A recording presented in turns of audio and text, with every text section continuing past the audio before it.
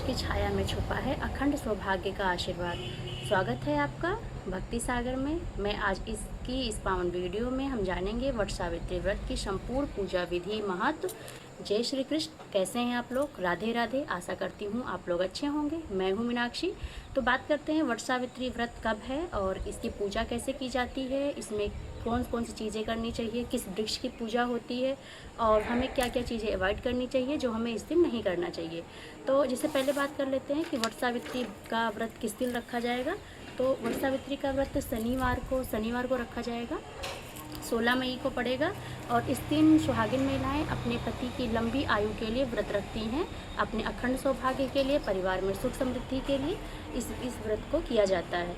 तो इस व्रत के कुछ नियम हैं, जैसे आप सुबह स्नान वगैरह करके और कोशिश कीजिए कि इस दिन अगर पॉसिबल है तो नए कपड़े पहनें। अगर नए नहीं पहनते हैं तो अगर आप पहले के भी कपड़े पहनते हैं तो आप साफ़ सुथरे कपड़े पहनिए, नहीं तो जो आपकी शादी वगैरह में डाल पे आते हैं आप उन कपड़ों को भी पहन सकते हैं, क्योंकि होता है वो शादी के कपड़े होते हैं तो उसको भी आप पहन सकते हैं।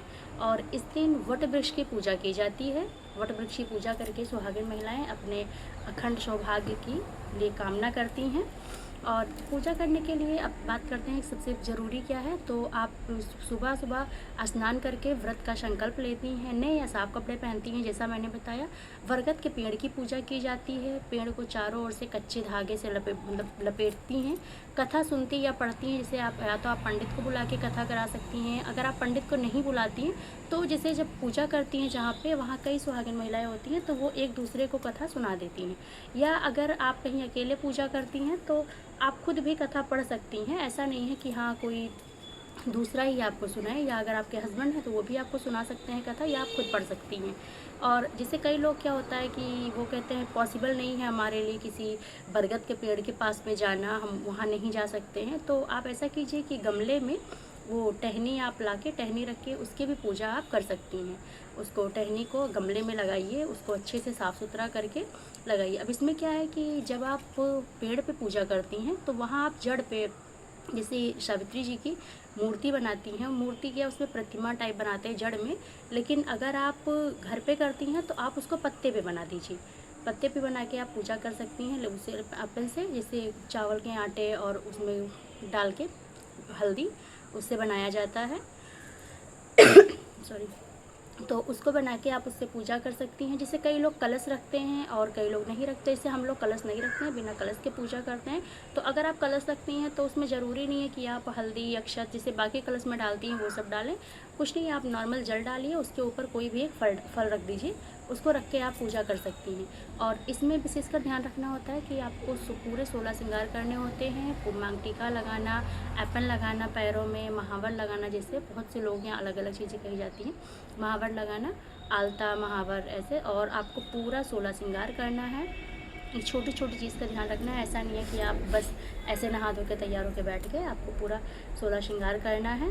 और ये अमावस्या को मनाया जाता है, तो जैसे इस बार शनिवार को पड़ रहा है तो इसमें बहुत से लोग क्या करेंगे, शनिवार जैसे वही पीपल की भी पूजा करते हैं, तो लेकिन आपको वट सावित्री में बरगद के पेड़ की पूजा करनी है।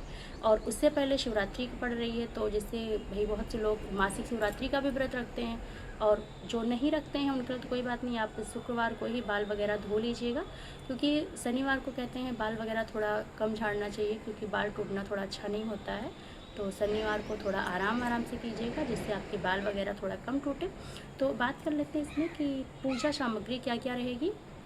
पूजा सामग्री में जल का लोटा, रोली, हल्दी, कुमकुम, अक्षत, चावल और फूल, माला, कच्चा धागा, सूत, जो आप उसको हाथ में लेकर लपेट के फेरी करेंगी। जिससे ज़रूरी नहीं है कि आप पूरी फेरी धागा लपेटते हुए ही करें, लेकिन हाँ ऐसा है कि अगर आप जैसे 5-7 जो भी है आप धागा लपेट के कर लीजिए, बाकी आप वैसे भी कर सकते हैं। ऐसा नहीं है कि हाँ आपको धागा लपेट के ही करना है, और बाकी फेरी आप कर लीजिए उस तरह। और इसमें भुना हुआ चना, वो भीगा हुआ चना होता है, भुना नहीं सॉरी, तो भिगो के चना रख के उसी चने से उसको चढ़ाया जाता है प्रसाद में। उसको आप लाके खुद भी खा सकती हैं और अपने जैसे पति को प्रसाद के रूप में दीजिएगा।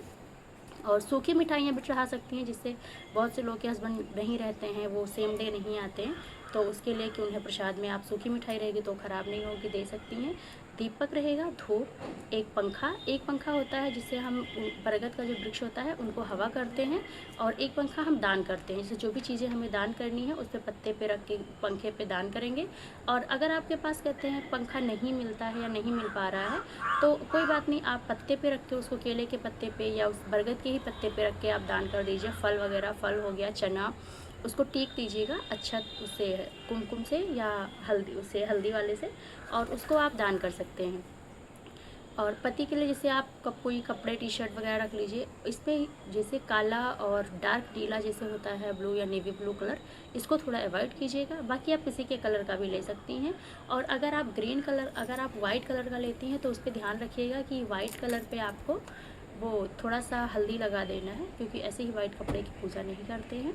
और दान के लिए, जैसे आपके दान के लिए 16 श्रृंगार का सामान आप रखिए, दान करिए। जिसको दान करना है आप कर सकती हैं। अगर कोई नहीं है देने वाला या आपको नहीं देना है तो उसको आप रख के आप खुद भी उसे पहन सकती हैं। ऐसा नहीं है कि आपको उसे दान ही करना है, आप उसको पहनिए, खुद भी पहन सकती हैं किसी चीज़ में, या रेगुलर वेयर में भी या ओकेजनली भी, तो आप उसको खुद भी पहन सकती हैं। और इसमें क्या है कि आपको चुनरी ज़रूर लेनी चाहिए, क्योंकि ये सुहाग का होता है, तो इसलिए हमें 16 श्रृंगार में हमारी चुनरी भी आती है, टीका भी आता है। तो और मंगलसूत्र ज़रूर पहनिए। अगर आप कोई भी आर्टिफिशियल ज्वेलरी पहन रही हैं तो कोशिश कीजिए कि मंगलसूत्र आप आर्टिफिशियल ना पहनिए, उसको, आपके पास जो भी छोटा बड़ा है उसको आप रियल गोल्ड वाला ही पहनिए, या क्योंकि आर्टिफिशियल नहीं पहनना चाहिए मंगलसूत्र, और ख़ासकर पूजा में। और कुछ लोग जैसे कहते हैं कि सूट पहन के पूजा करें, वैसे तो जिससे पूजा पाठ में क्या होता है, हमको जैसे साड़ी ही पहननी चाहिए, साड़ी पहन के 16 श्रृंगार करके। लेकिन अगर आप भाई नहीं पहनती हैं या नहीं पहन पाती हैं या कोई और प्रॉब्लम है तो